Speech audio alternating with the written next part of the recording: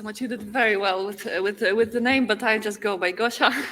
I work at the Laboratory of RNA Processing and Decay, but please bear with me. I know it's not computational, but in our lab is experimental, but we tend to integrate bioinformatic approaches to functionally annotate unknown human proteins. Proteins can be classified as enzymes or structural proteins. The function of enzymatic activity can be intuitively predicted. Meanwhile, structural proteins are more mysterious. They can build cellular structures, provide scaffolding for enzymes, for example, bring together various cellular processes via signaling pathways. In human genome, 9% of proteins are still uncharacterized. Many of them are purely structural. This restricts our understanding of cell physiology, urging us researchers to double the efforts at grasping the function of uncharacterized proteins.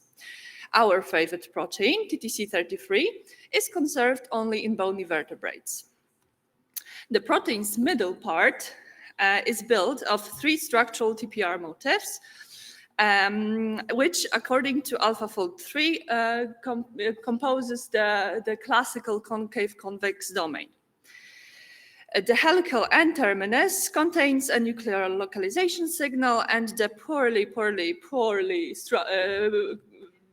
conserved C-terminus is largely unstructured. To identify the TTC33 interactors, we purified the protein along with its partners and subjected the sample to quantitative label-free mass spectrometry.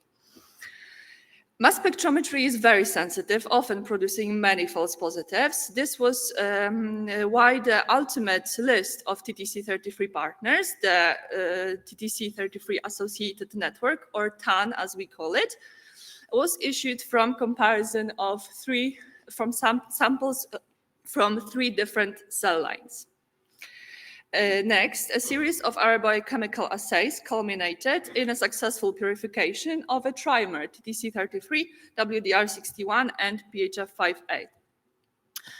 Then co-migration of all these 3 proteins in size exclusion chromatography suggested that we identified a novel complex, which we named TAN-core or TAN-C. Next, we used AlphaFold 3 to model the TAN structure and tested it with the mole probability suite. PHF5A was recruited to the negatively charged TTC33 TPR domain groove with its positively charged C-terminus, and WDR61 docked at the end of the second TPR4 helix, and both of these things we confirmed experimentally.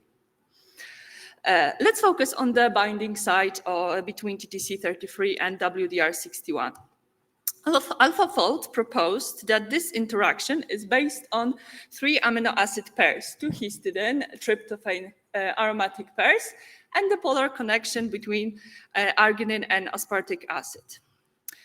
Next, short molecular dynamics simulation showed that TAN-C was fairly stable, but the interfaces between subunits underwent considerable remodeling. Let's look again on the 3 aforementioned binding sites. During our simulation, the external aromatic pair drifted apart. Moreover, we observed that this detaching TTC33 histidine was poorly conserved evolutionary. In contrast, the two remaining TTC33 residues were highly conserved and remained in close proximity to respective WDR61 residues. Further analysis showed that somatic cancer mutations hit specifically those stable interactions.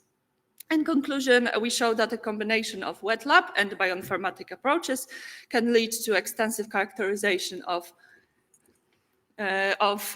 protein interaction network, and currently we work to identify the function of a novel complex, which I can discuss if you visit my poster. Many thanks to my supervisor, my collaborators, funding agency, and organizers for this perfect opportunity to comprise a few years of work into 4 minutes. Thank you. Thank you very much. Thank you very much. As said